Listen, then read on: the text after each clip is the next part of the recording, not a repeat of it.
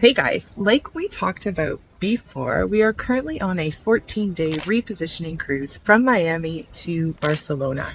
Our cruise is on Royal Caribbean's Oasis of the Seas. It was built, I think, in 2009, so it's one of the larger ships in service right now. And we just wanted to take a few minutes here at one of our ports of call in Malaga, Spain, to talk about our first impressions of this repositioning cruise, because we're first-time cruisers. We have never done a repositioning cruise before, and some people thought we were rather insane to do a 14-day repositioning cruise across the Atlantic with 9 sea days. But, hey, go big or go home, right? So, right from the start, our boarding time on this cruise in Miami was 1 p.m.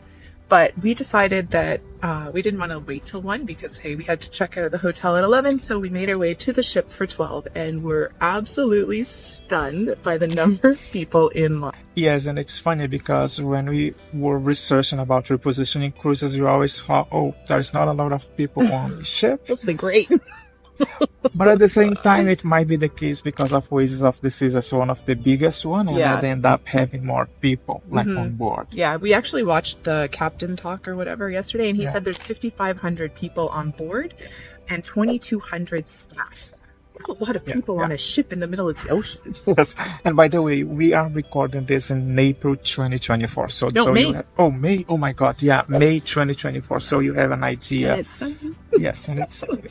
Okay, so our second impression was actually of the ship itself. So we've never cruised, and I don't know what we were expecting, but it definitely was not what we walked onto. It was massive, and it is beautiful. This ship, I don't know, it has a park on it, guys, like a full-on park outdoors. It feels like you're in the middle of a city somewhere. There's a whole promenade area with stores and restaurants.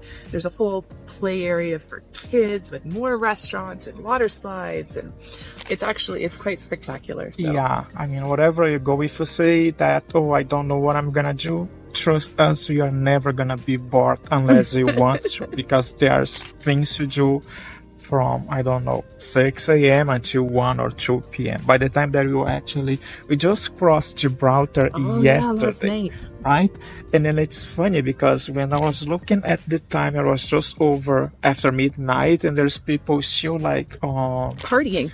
Yeah, I mean, they are on a cruise, so they are, having a good time. Yeah. No, it's been great. We've been blown away by this ship. So I don't know what we thought we were getting onto, but this is great. Third impression, COVID.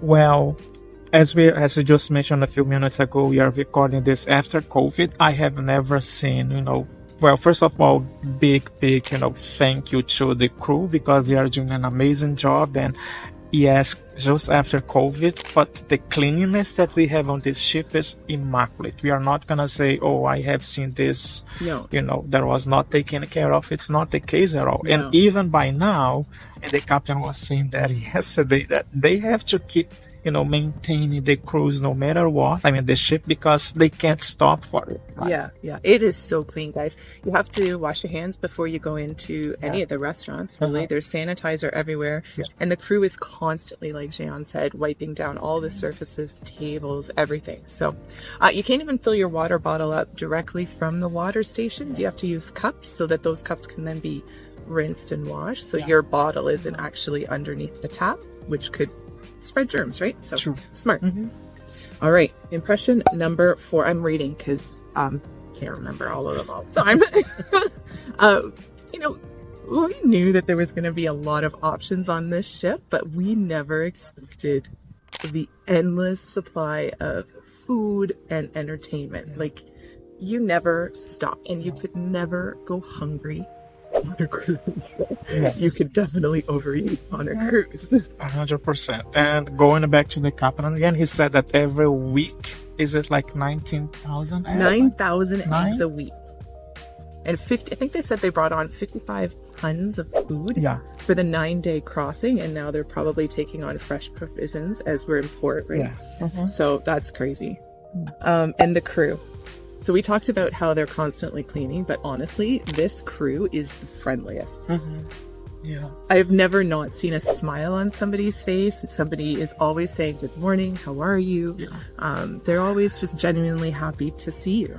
Yeah, which one of the things that I really like is the fact that everyone with like their name tags, they also say where they are from, which is good for us because they say, "Oh, I am from the Philippines," and it's like, guess what? We want to go and visit your place, and they say you have to go to this place, to this place, and to this place. Always proud to talk about where they are from and some of the things that we can do at their locations as well. Yeah. Impression number 6, it kind of ties on to what we just mentioned on the number 5, which is the multicultural experience, not only from the crew, but also from people that we have on this ship. Europe, North America, quite a lot. The Caribbean, South America. So wherever you go, you're going to always hear a language, spoken out of that is actually not even English. Yeah. And the food too, right? Mm-hmm. It's just kind of cool. I don't know. It's like you're traveling the world on a ship.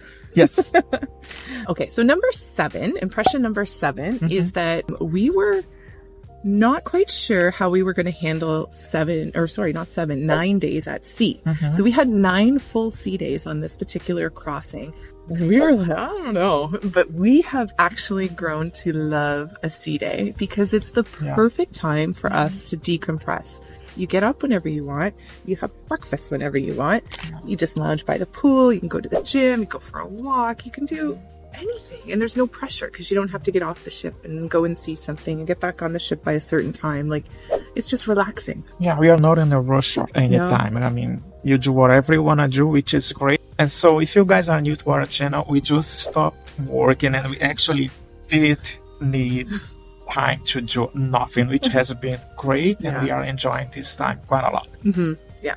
8th and final impression, however, stick to the end because we have a few tips for you as well, but our 8th impression of the cruise was that this is an extremely cost-effective way to travel, keeping in mind certain things. But for your travel from getting from point A to point B, so in our case from North America to Europe, was quite affordable. We actually included the cost breakdown in our April budget breakdown video. So if you want to see exactly how much that costs, take a look in that video.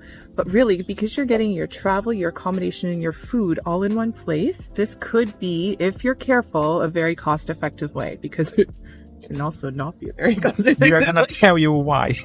Well, it's just all the add-ons, right? The drink packages, the massages, the porn that we found out about. It's like everything that isn't just basic is an extra fee for the most part. So you just need to be cognizant and careful. Yeah, but at the same time, it kind of depends of kind of budget you have. Like in our case, you have a specific budget, and that's how much you are planning to spend every month. However, there are other folks out there that they don't have any issues with budget at all, and it might be what you're looking for, which is totally okay. Yeah. So those were our 8 impressions of a repositioning cruise, and we absolutely love it. I think we'll in fact do it again, but there are a few tips that we'd like you guys to keep in mind if this is something that you're considering. First one, you might be carried away for all the extras that we're gonna have on that cruise. Yeah, so just be careful, right? Because those drink packages, if you don't buy the drink package, which is very expensive, by the way, each individual drink is going to cost you about $9 or $10 depending. And that includes like the specialty coffees, right? So just be aware that the cost can really creep up if you're not careful. Royal Caribbean actually allowed us to bring 1 bottle of wine each on board with us. So that's been nice. We've had that in our room, just, in the evening, have a glass of wine before we head to dinner. And it's been good. And if you run out of wine, you can also buy a bottle if you want to, and you can bring to whatever you want to. Not too bad. Well, I don't know. We paid about $42 the other night for a bottle of wine. So US. Hey, we are from Toronto. We have experience, and I actually bought bottles of wine that were more expensive than that. Crazy. Okay, so tip number 2 is just to be aware that internet and Wi-Fi is not included in your cruise. Unless it's part of your package, amazing. But if it's not, it's going to run you anywhere between $25 to $30 a day, depending on when you buy the package. And that adds up. I mean, this is a 14-day cruise. So if we're paying $30 a day, it's quickly going to turn into over $400 extra for Wi-Fi. Yeah, but if you are planning to come to a cruise like this and work, it might be worth it. The quality of the internet is not bad at all. It's actually with Starlink, so I haven't seen any issues, kind of not being able to connect. Yeah. So Yeah. So You pay what you get. yeah. We got it for 2 days and we were actually right in the middle of the Atlantic and it seemed pretty good. So I don't know whether you're going to be uploading. We didn't upload any videos. No. You know, keep that in mind. All right. So tip number 3, weather.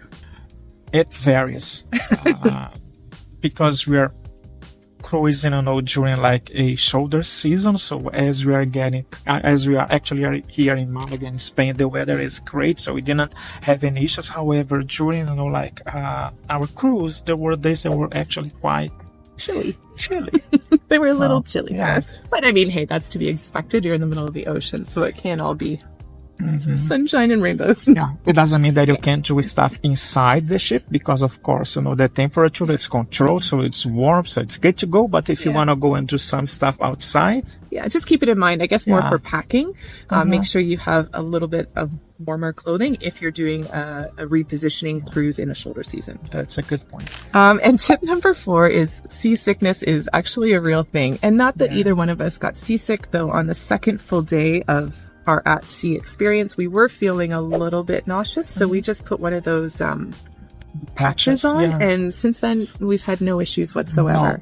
No. And it does, I think it does. I mean, you can use the patch for maybe 2 or 3 days. I'm going to link down below the ones that we end up getting, and they work perfect. So we do not have any issues at all. Yeah. Tip number 5 is clothing. I know Royal Caribbean has an app that shows you kind of what's coming up through the course of your cruise, and there's going to be theme nights. So in our case, clothing was a little tricky because we can't pack it all. We can't pack for a white night. We can't pack for a 70s party, all this kind of stuff. So just keep the clothing in mind. Take a look before you leave, and maybe you can throw some extra stuff in your bag. And if you forgot, you might be able to buy something inside the cruise as well. Yeah. And tip number 6 is just be prepared for those sea days, right? So there's gonna be things that you wanted to do. So if you haven't bought the Wi-Fi or stuff like that, you'll be able to basically read a few of books. And that's what we did. We used a few apps that we download the books, and it worked quite good. Yeah, you can download your Netflix shows if there's something you watch regularly, stuff like that, right? Just be prepared because you might not want to take part in what's going on the board, or you just want to spend some quiet time in your room, but at least you have something prepared. They have a few channels. I mean, I love sports. So, you turn on your TV and you're going to have like the different channels that we're able to watch, like ESPN and SNBC, so you won't get bored there. Also, there's the stuff that you can watch. I hope that you don't watch this 24/7, but yeah. And bonus tip, guys, laundry. Laundry is a bit of an issue. So a 14-day cruise requires, in our case, laundry. So we've just been doing it in our room because, again, that's an additional cost. But if you're not concerned with packing, just be aware that laundry on board is going to cost you a bit of money. So bring enough so you don't have to wash anything. All right, guys. So that's the video for this week. Those were our impressions and a few tips to help make your cruise experience maybe a little bit better. If you have any extras, put them in the comments down below. And by the way, if you're looking for pros and cons of repositioning cruises, we created another video that I'm going to link on your screen. Go and take a look, see what are your thoughts, and share your impressions with us. Yeah. All right, guys. Take care, and we'll show you a little bit of Malaga here while we're wandering around. Yeah.